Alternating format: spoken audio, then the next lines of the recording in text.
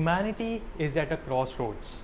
Over a billion people all over the world are desperate for a thin layer of soil and mere millimeters of rainfall, which is not even enough to quench the thirst of the agriculture, and the moisture is not even sufficient to grow crops. And in such a scenario, the droughts, which have become widespread, they have become so pervasive throughout the world. And the droughts are not only occurring, they are also looming over a lot of areas. They are spanning over a lot of areas which no one could have imagined. Places such as Europe, places such as US, no one could have imagined that such a drastic change in the climatic influences could lead to such unpalpable consequences. So with this in mind, even in India, some places like recently we have the states such as Uttar Pradesh, Bihar, Jharkhand and West Bengal, which are the chief major rice producing states, they have also been severely affected by this calamity.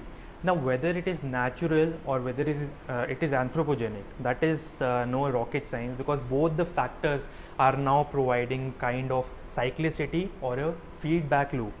So today's topic is going to be very interesting. It is going to deal with a lot of climatic phenomena, and believe me, it's going to be very interesting once you have an open mind, because some of the concepts might appear new to you, but wherever the concept gets difficult, or I feel that there is actually a need to precisely or specifically discuss that concept in detail or elaborate upon it, I will definitely do so. But some basic knowledge about climatology, such as the prevailing winds, especially trade winds, since we will be discussing somewhat about the Enzo and the La Nina phenomena, that should be there.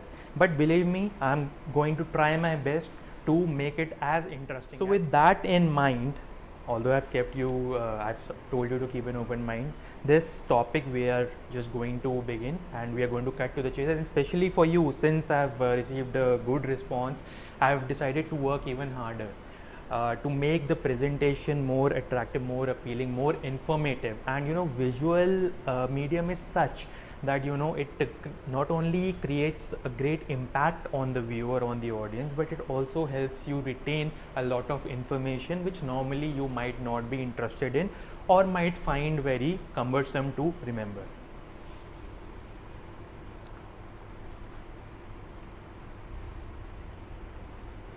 So here just a nice introduction. So we are going to discuss this news. So this is drought. This is like nature's untamed fury combined with the anthropogenic calamity, which we already know. There's not much to discuss about it.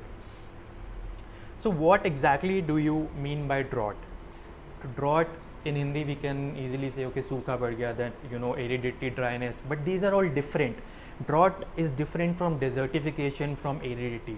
Everything in geography when we study, especially this topic pertains a lot, although other aspects we will also discuss, as I always do. But this, whenever you are writing an answer, or whether anyone asks you whether as a geography student, you should remember the precise definition. So by drought we actually mean that it is the phenomena of below average precipitation over a given region over a sustained period of time, which results in a severe shortage of water supply. Now it can be either atmospheric, either surface water, or either shortage in the groundwater. So this definition you can easily simply write because it's easier to understand. So if you have to, I'll also discuss a sample mains question. So if you have to write any answer, you can easily do that.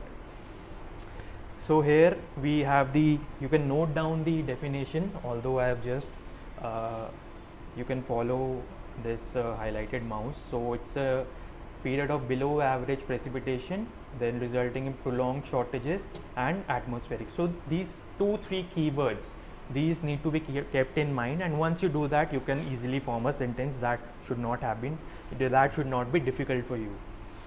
And moving on, So the drought in numbers 2022 report was given by or published by the United Nations Convention to Combat Desertification, which is one of the only legally binding agreements, and India is a part of it.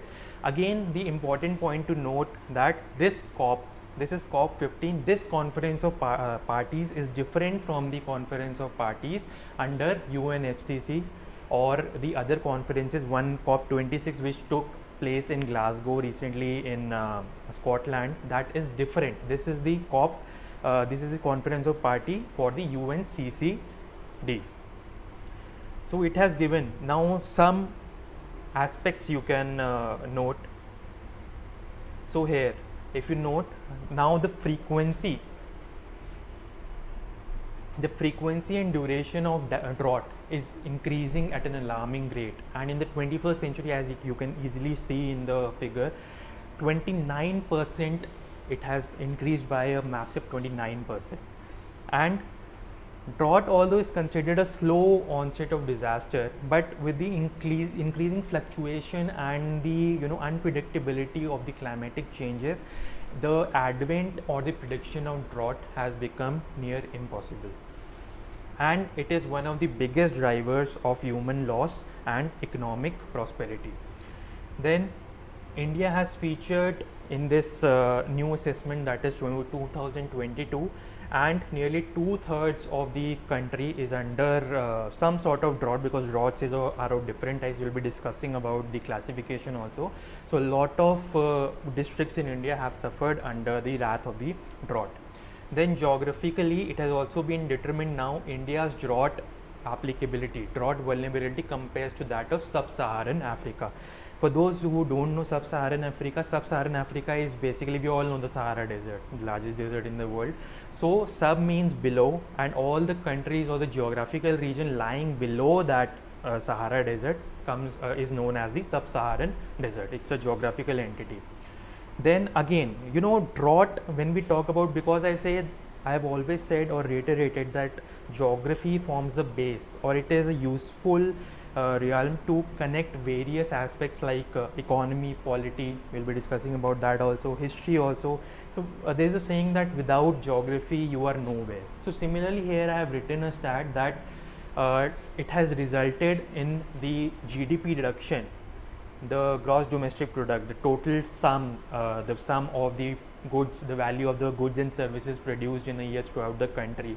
So it has reduced by 2 to 5% over the period of 20 years from 1998 to 2017. Now how, you may ask? Now again you can easily link, since drought is there, agriculture, which is one of the mainstay of the employment in India, although it contributes only 17 to or 18% of the GDP, but still, since it is a primary activity, the secondary activity is linked to it.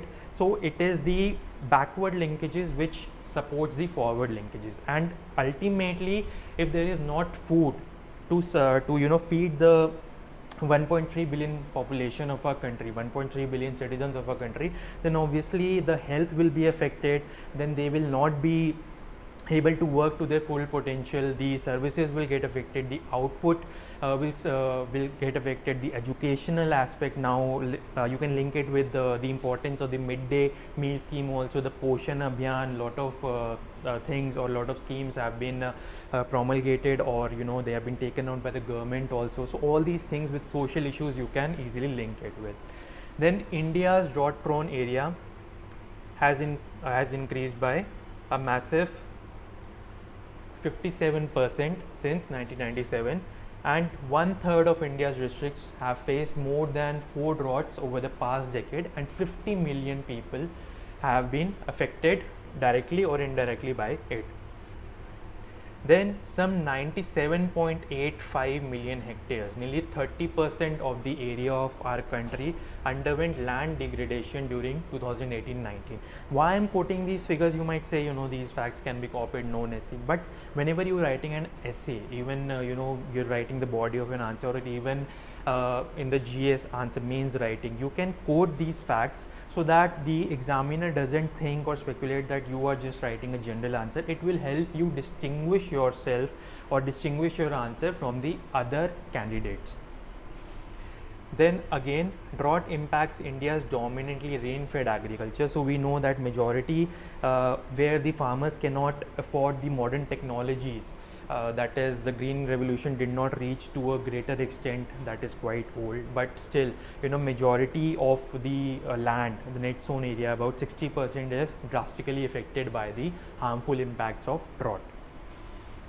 So this was the starting. Now basically, like I was talking about the different types of drought, here you can see, now first we have the meteorological drought, but now from the name itself, the term itself, meteorological, it is the erratic nature or the shortage in the precipitation. When the IMD, the Indian Meteorological Department, predicts that there is going to be the insufficient rainfall or below average rainfall, we have also the concept of LPA, the long period average of rainfall, which is used as a measure or reference by the IMD to detect or say to declare that there is going to be a shortage in rainfall. So this type, it is maldistribution of rainfall over time and space. Then we have the agricultural drought. Now no matter meteorological drought takes place or not, if the soil moisture, because we have different cropping patterns and different types of crops, some crops require less water, like we have the cereals, millets, and millets we have, and the most of the like cereals we have particularly rice, which are water intensive crops. So if the soil moisture, irrespective of meteorological drought, if the soil moisture is not sufficient for the crops to grow, then that leads to what is known as agricultural drought. So here you can see, this is the agricultural drought and this is the meteorological drought. Then we have the hydrological drought, again a geographical term, so you need to understand from that perspective. We have various aquifers, we have various storage, we have various reservoirs, lakes, ponds, wetlands, wells, groundwater also. So we know there is a massive depletion, the lakes are drying up, the rivers are drying up. So when these various storage spaces for water are not sufficient to fulfill, they are not sustaining enough water supply, so that is known as the availability of water reduces drastically, that leads to hydrological drought. Then you can also remember this by this nice icons. Then the ecological drought. Ecological, by its name, it delves specifically into the environmental realm, the environmental space, and whenever the entire ecosystem, which is the holistic interaction between the biotic and the abiotic factor, the lithosphere, that is the trees, the hydrosphere, we have the fish, amphibians, then we have the life on land also, and this rainfall and this sunlight, temperature, pressure, humidity, these come under the abiotic factors. So when this whole connection, we already know that what types of connection they hold with each other, when this connection as a whole is disturbed, then we refer to as the ecological drought. The biophysical characteristics of that particular natural water ecosystem fails, then it is known as ecological drought. Now some more stats, some are repetition of the stats which we discussed in the UNCCD combating desertification report of 2022, just to imprint or engrave the facts into your mind. So we have already discussed this. Number and duration of droughts have risen 29%, it was in the report.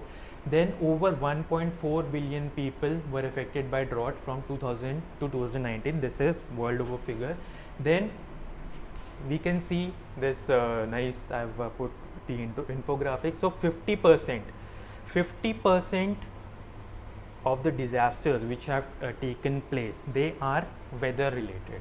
So disasters can be of different types. They are slow onset. We have and the weather, the disasters which are not related to weather, climate or water hazards, we can say that like earthquakes don't fall into this category, the volcanic eruptions don't fall under this category, but other disasters like cyclones, then we have the droughts, we have the heat waves. So all these disasters combined, they form 50%, they contribute 50% of all the disasters. Then 45% of disaster related deaths. These climate related disasters, they cause 45% of the disasters related threats, and obviously the least developed countries and the developing countries are the ones which bear the brunt, which are the worst bearers of the brunt of this climatic calamities. Then drought represented 15% of natural disasters, but took the largest human toll, that is around 6,50,000. So you can see why this topic is very important, not only from the point of view of essays, GS1 also, GS3 also, that is the disaster management part. Then up to 40% of all ice-free land is already degraded globally, affecting 50% of humanity. It also be noted that current scale of degradation threatens half of the global GDP, that amounts to $44 trillion. That is a staggering number. With respect of India, we had discussed about 2 to 5% GDP that has been lost over the past few droughts over the past few years, and this is all over the world. It is predicted to GDP loss of $44 trillion. Again, we have a term here, degraded. Now degradation does not necessarily mean drought. Drought can lead to degradation, but degradation is an umbrella term which basically connotes or basically refers to the change in the biophysical characteristics and decreases the productivity of land. Again, land degradation is different from desertification. Desertification means, just a few further points, desertification means that the spread of the desert like landscape to other areas. So desertification can preclude land degradation, but the other way around is not always the case. So that is some terms you need to keep in mind. Then again, we have already discussed this reduction of GDP by 2 to 5% over 20 years from 1998 to 2017, and here more than 2.3 billion people face water stress. Now we have discussed 2.3 billion, which this is water stress, that is the basic amenity which is used for various categories. This 1.4 billion are affected from drought. So this figure connotes two different things, and 160 million children are exposed to severe and prolonged droughts, and this amounts to almost 2.3 billion. We are almost nearing by the end. I think by November 2023 the population clock will strike around 8 billion population. So 2.3 billion of about 7.9 currently in September, we have the 29%. So this is a stat. Okay, now some interesting facts what the droughts have revealed. Now these pictures might show you some aspects of what is happening. Now the rivers, the water bodies have so much affected. The water levels have fallen to such an extent that the structures or the establishments of the previous long gone generations, they have started to emerge. They have been started to appear from the water. For example, this is the picture of a warship which was used in a German Nazi warship which was used in World War II, and it has been found in the river Danube in Serbia. So it was underwater, it was a sunken ship, but now it is visible over the water. So this is under Danube. Then this is actually a bomb that was used in the World War, and this has been collected, or this has been extracted from the river Po, which is the largest river of Italy, and it is also under the effect of severe drought. Then this is the example, some more example. This is in China, the example of the drought which has drastically affected the largest river of China, that is the Changjiang or the Yangtze river. This is a picture of the wildfires in California. Again, wildfires, no direct connection with the drought, but these have formed a feedback loop, because when the drought strikes, there is adequate dry weather, which is a prerequisite or essential element for the for sustaining a wildfire. We require fuel which is in the form of the dry leaves or grass or fodder, and then we have the second requirement for the wildfire, which is the oxygen, and the third requirement is the dryness, lack of moisture, and of course ignition. But you must also know that in case of wildfires, majority of them are human induced or anthropogenically induced. Even if the weather is very dry, if the three prerequisites are essentially fulfilled, and which are the probability of which has been increasing due to rapid and drastic climate change. So a simplest of spark from the wheels of a railway, or electric spark, or if someone burns a bidi or cigarette and throws it nonchalantly in the forest, or some in foreign countries we have a concept known as hiking or camping. So when we light bonfires, even some of the embers, they can spread, and easily the whole forest area, it can cause a massive and destructive wildfire. Here we have the London. This is the Thames river. So this is an example of the drought. So again, one nice map I've just prepared for you. So this is the world map of drought risk. This was one statistical pictorial which I have just replicated and made on my own, so to give a better aspect. So some of the rivers which we have discussed. So here you can see the Changjiang Yangtze, which is under the severe. Here also there is heavy drought condition, and this has also led to the shutdown of several hydroelectric power plants. There is a severe shortage of electricity in China, and there is a region here in China on the banks of Yangtze river where they have discovered, like we were discussing about the sunken German ship in World War II.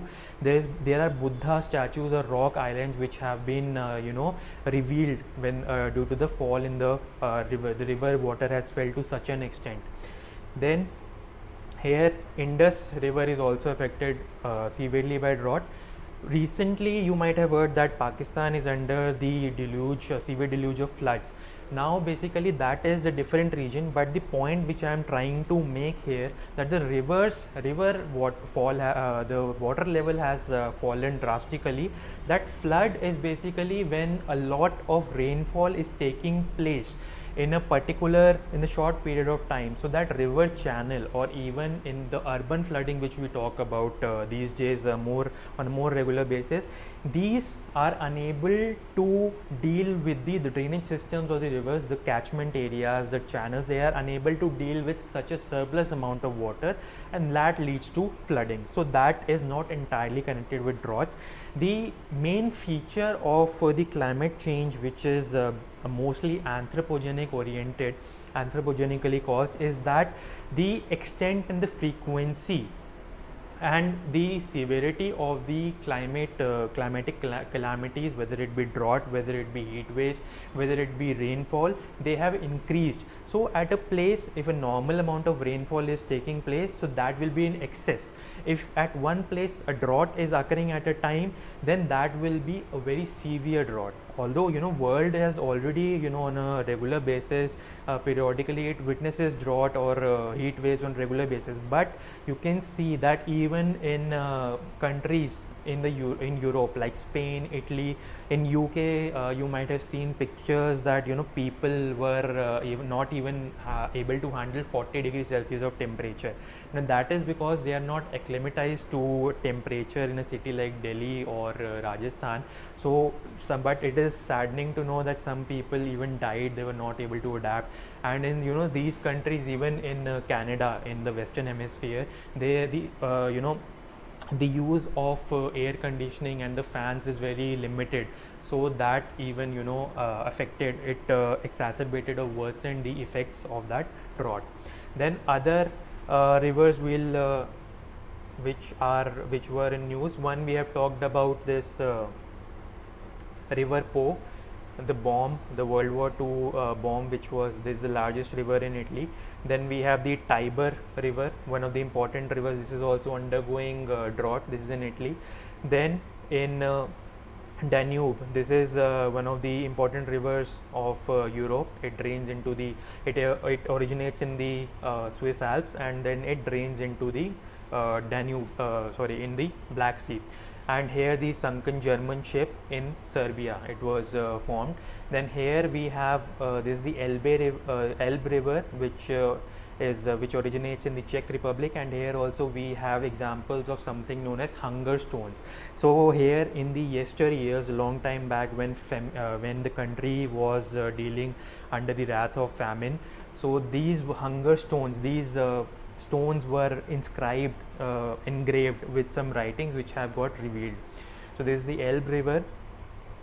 Then we have here we have Colorado River is much in news, which has greatly reduced the water supply in the United States. Then we have the Rio Grande River on the border of Mexico and US. And some important lakes which we need to be aware, because in the prelims this year there was again lot of stress on one of the lakes, question on lakes which have been drying up, and such questions have also been asked in yesteryear's papers. So we'll discuss about that. So we have the here the Great Salt Lake in the state of Utah.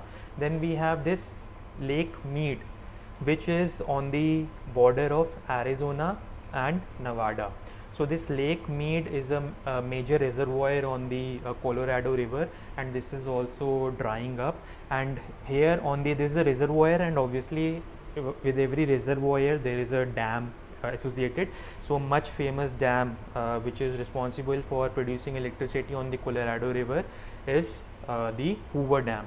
And here if we move ahead, then on the border of Utah and Arizona, we have what is known as the Grand Canyon on the Colorado River. So some major facts.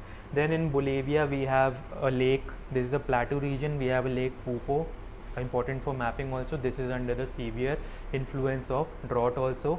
Then here also in Italy, in Spain, we have some rivers.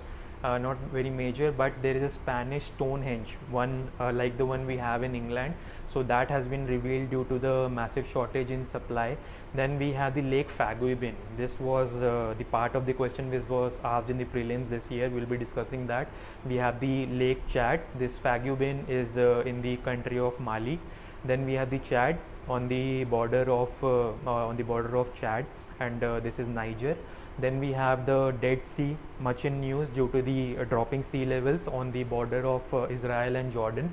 And here I have given the example of Lake Urmia, which is in Iran. It was much in news. Then this is the Aral Sea on the border of Uzbekistan and Kazakhstan. It has also dried up a lot on a drastic basis. Here I have given this is a place, I'm just forgetting the name of the city, but here is a place in Iraq which has revealed, due to so much drought, it has revealed the ancient bronze civilization in that area. So these are just flabbergasting figures to know. This I have mentioned some additional things. The polar front jet stream, which will be coming back to this later once we discuss the La Nina. So these are the major, and here the main drought risk map which we are discussing. So here you can see the drought risk index. So here the countries which are under the blue color, they have the highest. Here we have two major countries. This is the Ukraine, and this is neighboring country Moldova. Now Ukraine, not only it is the one of the important bread baskets, it is very important for wheat cultivation, and we know that how much effect it has put on countries like Afghanistan, like Egypt, Somalia. So all these countries, these droughts have put a major influence, drastic effect on the all over the world. So these are the countries with the highest drought risk. Then we have the medium to high in the dark maroon color. So a lot of countries in Central America. We have the Costa Rica. Then we have here Central America. Then we have these countries, the Honduras, El Salvador, Belize, etc. So these also are influenced under the drastic influence of drought. Then are the Asian and European nations. We have again the United Kingdom. We have Algeria in Africa. We have Tunisia. Then we have Italy. We have France. All these are in the news. We have Czech Republic, Slovakia. Then we have Hungary, Romania, Bulgaria. Here we have Serbia also. Then we have this Turkey. Then Greece. Then we have this place Azerbaijan. The whole of China. India is also now entered the report. this Indochina Peninsula, that is Myanmar, Thailand and Vietnam. Then we have Indonesia. So all these. Then further down when we look, this is the medium. Now you can see the medium drought. This is the US has come, this Panama. Then we have this even the countries like Sweden and Finland have also come under the drought risk. Australia is there. We have the DRC, Democratic Republic of Congo. We have Namibia. We have Angola. We have Gabon. So other countries also we have the Guinea and Guinea-Bissau. And so all these countries, then low drought risk, of course we have still which are safeguarded, that is Iceland, we have Norway. So these are still, Bhutan is also under a lower drought risk. So 5 major, and of course the grayish, light grayish countries, we don't have much data about that. And again, the major 5 countries with the highest drought risk, we have Ukraine, Bangladesh, India, this is Czech Republic, and this is Moldova. So these are the major countries. Now this we will not discuss in detail. We have already discussed in brief what the wildfire and drought, how they are connected. So wildfire, it will deprive the environment, whether it be the lithosphere, the ground, the atmosphere, or the other realms of the environment of the moisture, which can lead to drought. And again, when the drought occurs, the atmosphere or the environment will become so dry that it will become conducive, or it will provide one of the essential features for the formation of the wildfire, for the spread of wildfires. So basically in the Mediterranean region, normally we also know, if you have gone through climatology, the rainfall takes place during the winter season. So this is also a major cause of wildfires, this Mediterranean region, even this northern Africa region, this southern part of Italy. So all this, the agriculture, specifically the vineyards, it is very prominent for the production of wines, the production of citrus fruits, production of apricot, olives. So all these are drastically affected, all these regions. So this is just an example, we will not go into detail right now. Then uncontrolled land use, severe depletion of groundwater. These are some of the points which we will discuss precisely. And again, California, now and again we have, we come across news of massive wildfires. One of the major region is that the lower part of California here, it is mostly a desert, that is the Sonoran and the Mojave Desert, and the upper part of California, it corresponds to a Mediterranean climate again. So there's a very little moisture, and further the urban land use has come so close to the forest land here, that due to encroachment and the land degradation and the uneven exploitation, massive exploitation of land, there is a whole the forests which hold the moisture and they prevent the surface runoff, or prevent the help the water percolate and then promote precipitation also. All these have been drastically affected. Some examples, Dixie fire affected 253,000 hectares of land. So these are, even now also the wildfires, they keep ravaging the area around California. So this is there. So this is just a small GIF of, we have talked about Lake Mead.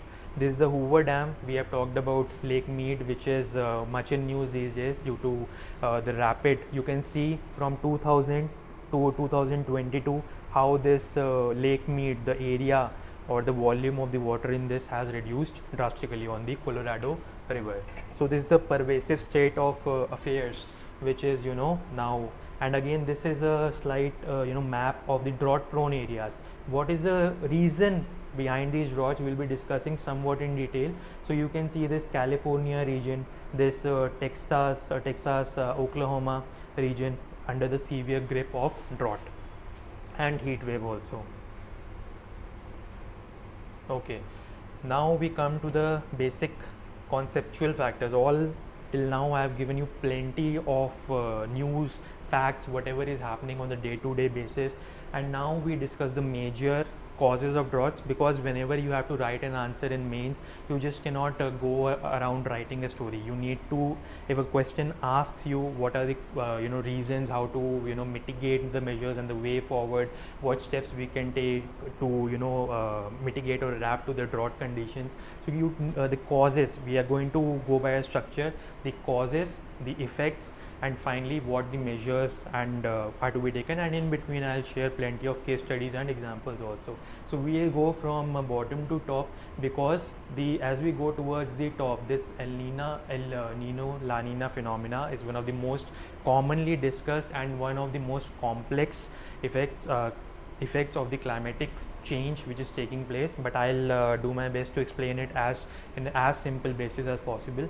So first of all, due to the irregular land use and farming activities, deforestation, the global warming and GHGs. Now how does it affect the droughts? Because when the in simple terms, when the globe or the world, the entire environment is warming up, so that will be capable of holding more moisture, it will be capable of more evaporation, so that will lead to less moisture available, whether for the agriculture or in the lakes. So a lot of lakes are drying up, so this is one of the major reasons. Then we have already discussed about the wildfires and its feedback loop. Upper level circulations, they refer to the jet streams, which will be discussed a little in detail in the following slides. Then we have the modification of ocean currents. You might have heard about the Gulf Stream and a concept or a phenomena known as Atlantification, which has led to the various layers which we have, the thermocline and the halocline. So that distinguishing feature will not go, that is out of scope for this discussion, but that ocean currents which are responsible for distributing and maintaining the balance apart from the prevailing winds, distributing and maintaining the balance all over the planets, that is also getting severely affected, majorly due to the anthropogenic causes. Then we have deforestation and excess use of groundwater. There is no rocket science, it is a common trend now. It has become a tradition to exploit groundwater, the wells. Earlier the hand pumps used to work, we had water in the well, so we don't have that also anymore. And then finally El Nino La Nina, which will be discussed. So these two topics, El Nino La Nina, upper level circulations, will be up for discussion later in the slides. So basically this is just the text which you can have a read. So the changes in the atmospheric circulation patterns and changes in the wind patterns. So these are two of the major causes. Then now the recent heat wave, again heat wave does not always lead to drought, but it is connected. There is a feedback loop like with the wildfires. So again, this is the unusual meandering pattern in the jet stream, the upper level circulations. Then increase in the global average temperatures, especially warming of the Arctic region. And then we have the dry soils, particularly in around the resulting from prolonged hot weather. We have also, it is written here that the rainfall takes place in winter and apart from global warming. So all these, the uneven and irregular land exploitation, groundwater use, and these so many effects, they combine together, they pile together to have such a drastic impact of droughts.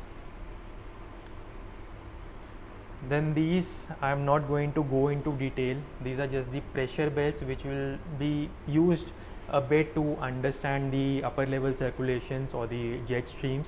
So this is just you need to know the major pressure belts. This is the equatorial pressure belt. Then we have the subtropical high pressure. Then we have the subpolar low, and we have the polar high pressure belt. This is entire information is given in the NCERT 11th class physical, so you can easily go through whenever you find time. I am not going to spend time discussing this. Now this we have this is a part of El Nino and La Nina. The previous slide, it is basically the latitudinal circulation, that is it takes place along the latitudes. If I take the globe here, so this latitudinal circulation, the winds, they are moving from south to north and north to south. But this in the longitudinal circulation, the atmospheric circulation, it is taking place along the longitude. One important phenomena we know that it is taking place between the eastern Pacific Ocean, that is the western coast of South America, and the western Pacific Ocean, that is the eastern coast of Australia. So here the longitudinal, that is the air, is rising in this manner, so it is taking place along the longitude.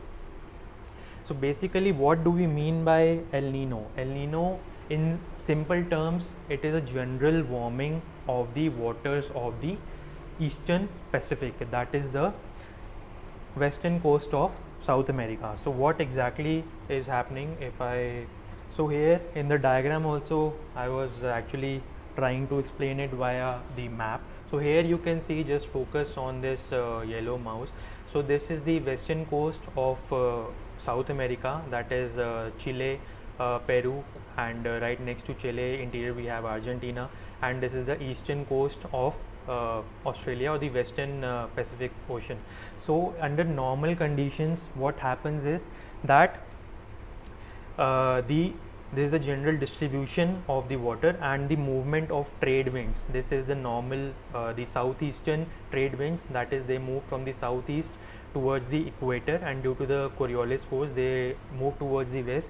I'm not going to discuss in detail the prevailing winds, but what happens during El Nino is, El Nino refers to little boy, the Christ child. So what happens during El Nino is, if we consider this is a type of longitudinal circulation which is the Walker circulation. So what happens during El Nino is, the warm water, it spreads towards the eastern Pacific or the western coast of South America. The prevailing winds, they become weak, and this is the drought like conditions, they take place in Australia, and excess rainfall takes place in the western coast of South America. Normally we know that there are a lot of deserts on the western coast. It is a drought prone area due to the presence of a cold current, majorly that is the Humboldt current, and because it lies in the subtropical high pressure belt. So this is a drought prone region, but during El Nino this situation reverses. So here, although it is not Pacific oriented, but here we know that it is the eastern Pacific Ocean or the western coast of South America. So the prevailing winds, they are the trade winds, they are the southeastern trade winds, they are moving like this. They are driving the cold water, they are driving the warm water towards the eastern coast of Australia, and thereby there is, if we consider a map in 3D, so this is the cold water is rising up and the warm water is being transported to the western coast. Now during La Nina, what happens is, this phenomena is further strengthened, the trade winds are further strengthened, and what happens is, in simple terms, there is a lot of accumulation of warm water on the eastern coast of Australia or the western Pacific Ocean. So under this condition, what happens is, the low pressure area is formed, and due to the availability of moisture from the oceans, there is the air rises up, then it goes to this side and it descends. So this is the normal Walker cycle, but this is enhanced due to the La Nina phenomena and excess rainfall. Recently you might have come across a lot of floods that have been affecting Brisbane and Sydney on the eastern coast of Australia, and there are more drought prone. This western coast of South America becomes more drought prone. So this is the basic La Nina phenomena that has led to droughts in several regions. So getting back to the slides. So this we have discussed in brief about the longitudinal circulation, atmospheric circulation, of which La Nina and the El Nino are a massive part. But due to various climatic changes inflicted or changed, which are massive changes which are brought towards by the natural causes or in turn by the anthropogenic causes, the influence of these circulations, longitudinal circulations, they have become very severe or drastic. Again, a brief concept associated with the El Nino, we also have the Indian Ocean dipole. Basically, when we were discussing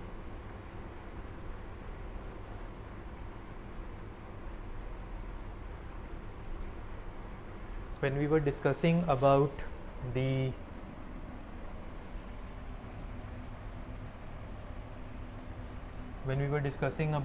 Walker circulation, which gets enhanced. So this is the upper level circulation and this is the prevailing trade winds. And when this now for the past 2-3 years the La Nina is in effect, and we can also see, if we consider, because air is rising, it will not go only in one direction, so it will go in two directions. So here, and this will also again become another part of the extension of the Walker cell. So what happens is, there are two phases in the Walker cell. One is the negative IOD and the positive IOD, that is the Indian Ocean dipole. So right now, although not exactly connected with the El Nino Southern Oscillation or La Nina for that regard, just for information, La Nina means girl child, that was why the icon was there. Anyway, so in the negative phase, what is happening is, since this is the low pressure area, a lot of rainfall occurs in this area, Indonesia, Philippines, and this area, since the air is descending here, so that is why the basic concept, the basic prerequisite of rainfall is that the air containing moisture, the warm air, it rises, it condenses, and then it falls as precipitation. Precipitation is an umbrella term. The more common term here in the lower latitudes is rainfall. So here, since the air is descending, this is the high pressure zone. The air is not rising despite the fact that we have moisture all around.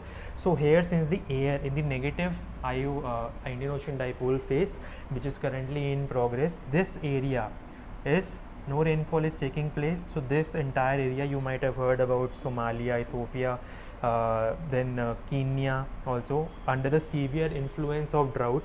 So here the rainfall is not taking place, one of the reasons behind the droughts in India as well. But since the southwest monsoon is in progress, now we are getting the normal rainfall which is supposed to be happening. So that is the peculiar concept of the southwest monsoon, which is somewhat negating the effect of Indian Ocean dipole. But still, a lot of factors like the subtropical westerly jet stream, the jet stream we'll be discussing. So here it is, if we see jet stream, then we have the tropical easterly jet stream. So a lot of factors, they influence the drought condition.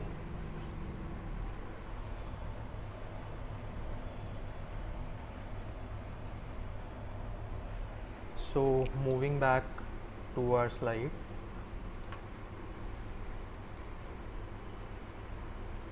So here we see in the negative dipole region, there is a heavy rain here and there is a massive drought in this region, which we are observing. So now we come to jet streams. Now what are jet streams? Again, a simple definition. They are high speed winds which are embedded in the upper level westerly winds or the upper troposphere. And jet stream, they were discovered by the pilots during the World War, because this is a very strong and speedy jet of air, high speed winds. So whenever normally they go from west to east, barring a few. So when the jet pilots, when the World War pilots, they were going from east to west, and we know that flights, they normally occur in the upper levels of the troposphere. So they encountered these jet streams and there was a significant drag on there. So this was the advent of the phenomena. From this the jet streams started getting researched upon. So this is some of the points. This 160-480 kilometers wide. They are wide. They have the thickness and they have the speed. The maximum is they are exceeding 3 kilometers per hour. So this is an example, just GIF, a moving figure, how the jet streams are. Now some basic concept, although again I will not be going into detail. So basically we have already discussed the meandering of the jet stream. A jet stream normally is formed at the front of two air masses.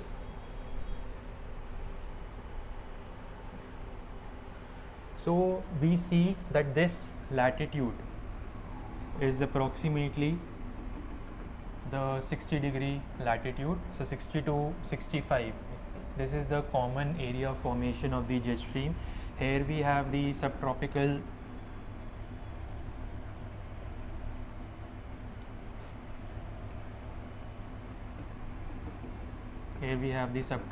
low pressure belt. Here we have the equator. So this is 30 to 35. Okay, so this is the high pressure subtropical, this is subpolar low. So of course the wind, the prevailing wind, that is the westerlies, they are moving from high pressure to low pressure. So they are moving in this direction under the phenomena of Coriolis force, and here from the high pressure, polar high pressure, they are moving in this direction. And so these is the concept of the westerly winds.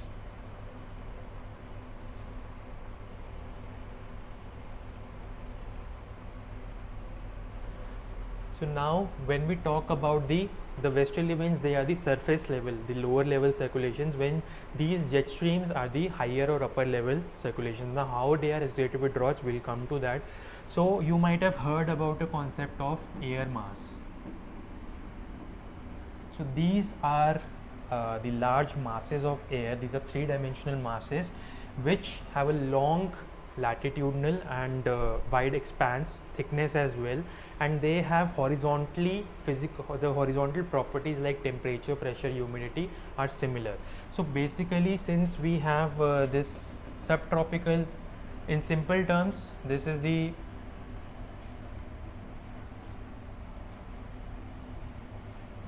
if we consider this the high pressure belt subpolar, so here the entire mass, here the mass which is coming, it will be a cold air mass, and this mass will be the hot air mass. So when these come towards each other, so a front is formed. So normally what happens is, so since a front is formed, normally initially the jet stream will be like this in a straight position, but what happens is, if the air mass, this is normally the front, we have the cold front, we mark like in the triangle form, usually we use blue color right now, and this is the warm front. So it is like a frontier, the word is derived from, like we have the frontier, little different from the borders. So the Indian frontier, we talk about the frontier of the neighbors. So sometimes what happens is, when this part of the this warm front becomes powerful enough, strong enough to overcome the cold front at this part, so this moves here and this portion moves here. So this causes the meandering. And when meandering takes place, the term used for the jet stream is, you might have heard, that is the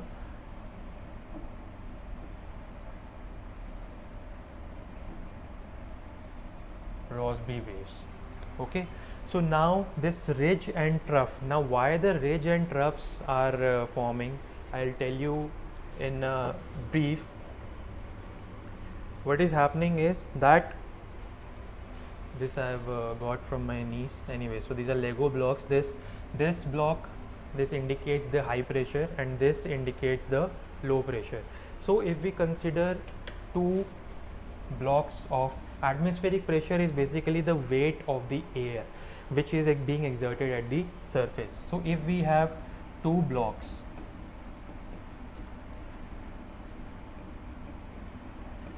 so this is the block of the warm air and this is the block of the cold air. Okay, so now we have to understand that whether if we have a pressure of 100 millibar over here, and this is 0 millibar and this is 0 millibar, so will the top of these two air masses, these top two columns coincide? No, it is not so, because the warm air, the molecules are spread apart. So in order to compensate this 100 millibar pressure, in order to contain this ocean will be at a much higher height. So the 0 MB pressure, this pressure will be equivalent to this pressure, because the molecules of air are spread apart at a greater distance. Here they are more close because the cold air mass is dense. So basically now the wind is the horizontal movement of air, and somewhere here, if we take it 0 0, and here we can take 10. So the 10 appears here, so it is at a lower level as compared to the cold air mass. So the air will be moving from in this manner, then it will go down. So this type of, just keep an open mind. If you're not understanding, just keep it this in mind, that this air column, which is this, it is forming the ridge because it is at a higher level, and this forms the cold air column, this is at a lower level. So basically when we talk about the air mass, as we are doing here, so the air mass is not only going like this, it is also going like this in the three-dimensional space. So that is in brief the concept of air mass. Now is this diagram, if you see, this is how the air masses are moving, and this is the junction at which the jet streams are. So due to the meandering, this is the hot portion because it is coming from the subtropical height from the equator, and this is coming from the poles. But it does not mean, don't think that cold air mass will conform to low pressure. It is not always the case, and similarly high pressure does not always conform to the warm air. The thing to remember is this will form a ridge and this will form a trough. So what happens is, because of the La Nina conditions and due to the drastic effect that anthropogenic causes have caused over the climate, this meandering has increased. So what happens is, all the weather phenomena like rainfall or cyclones, these ridges, they trap the phenomena for a longer period of time. You might have come across the term known as heat dome. So heat dome, what is happening is, here there is this is known as the polar front jet stream. So what is happening here is, sometimes a ridge is being formed. A ridge is formed, so this is the high pressure, and here we have the low pressure. So it is also one of the reason behind the heat waves in the California region, western part of the United States of America.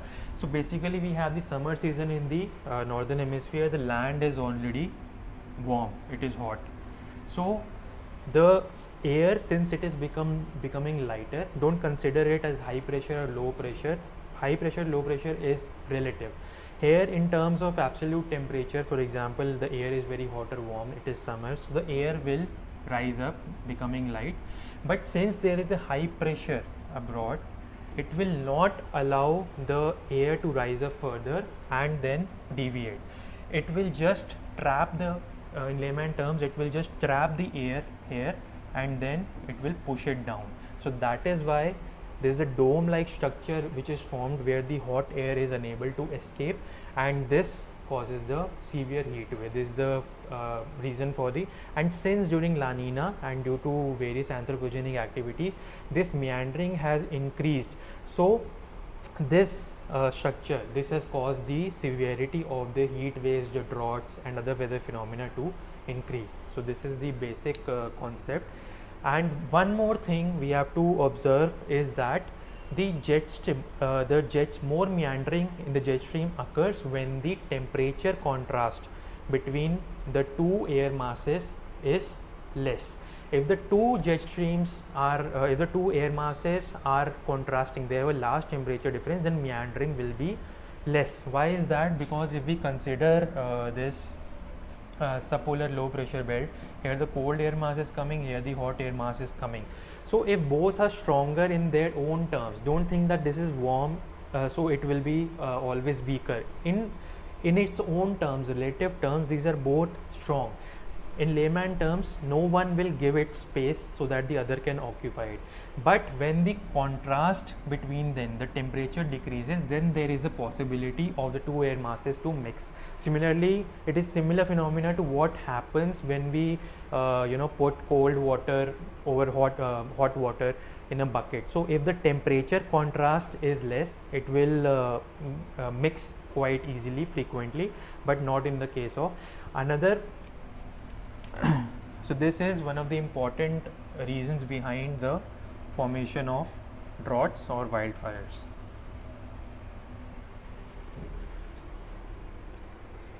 So we have written that more meandering, more deviation. So this omega block pattern, that is the dome which we have talked about on the western coast of North America, this pattern omega block, which is blocking the rise of air, this is becomes more prominent. Then the rapid warming. Why the rapid warming is, we know what are the various reasons, we will not go into that. But the Arctic, the air mass which was supposed to be cold, due to the warming, now the contrast between the two air masses, the air mass coming from the poles and one from the equator, the contrast has reduced. So there is again more meandering, more deviation in the jet stream. This is another funda.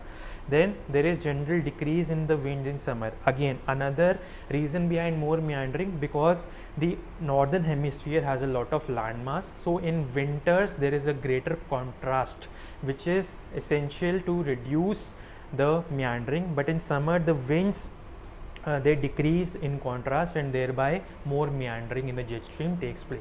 So these are the recent recent reasons which have come to light.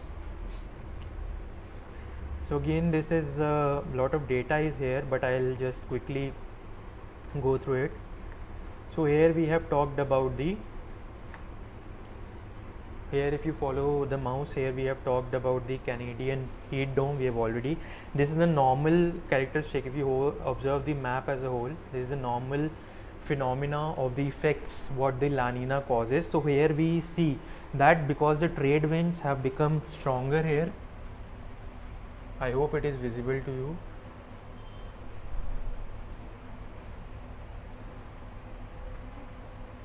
So since the trade winds have become stronger in this place, so they have pushed all the warm water towards the eastern coast. Here greater rainfall is taking place, but because of the spreading of the warm water all over, here also the contrast has decreased. Here also the warm water has spread, and this Pacific jet stream, this is another name for which for jet stream. Then this Pacific jet stream, it gets separated into two parts. One is one is in the form of polar jet stream. We can see the meandering is also less, is a high pressure ridge over there, and we can see that this region, this light, this creamish color region, this stands for drought. And there also you can observe this whole portion is drought during the La Nina year, and here we had lots of rainfall is taking place. Here we observe this is a subtropical jet stream here during the ridge structure, again during La Nina conditions. The here you can recently see that the rice cropping and agriculture has been severely affected. Then this region, again this region, the Somalia, the eastern part, this again drought affected. Then this you can see some other small features are there. In La Nina, what happens is the Atlantic hurricanes, they increase in frequency. Recently 2 hurricanes were in news which had developed. One was Daniel and one was Earl. Here also in Japan there was a hurricane, here in the western Pacific, we know near Japan, East Asia, we know them as typhoons. So a typhoon named Hanemura has developed. So all these factors, they come into picture. So this is in brief the phenomena of how the jet streams and La Nina together, they are working to cause the heat waves and the droughts.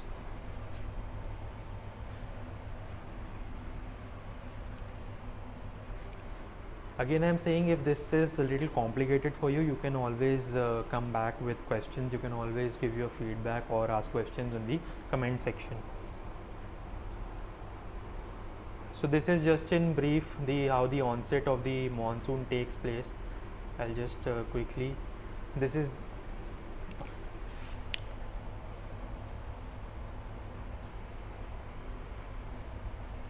okay, so this is the onset of the monsoon. So this is basically the subtropical westerly jet stream. This is the ITCZ, the intertropical convergence zone, and there is a tropical easterly jet. Again, you can go through the NCERT for all this concept. This then we have discussed already the Indian Ocean branch of the Walker cell. So what we observe, the normal, this region is known as the Mascarene High. In the southern hemisphere, these are the southeast trade winds. These move in this direction, again crossing through the equator, the Coriolis force.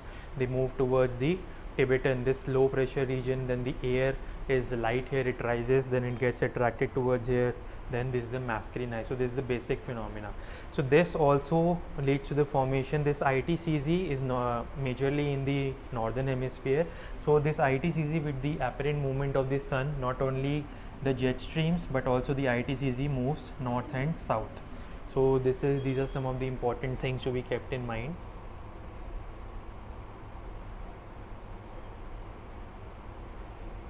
So if you can, because the world over we have talked about, now we'll talk some easier concepts in general for India. So you can pause the video for a short time, because we are essentially traversing to another part.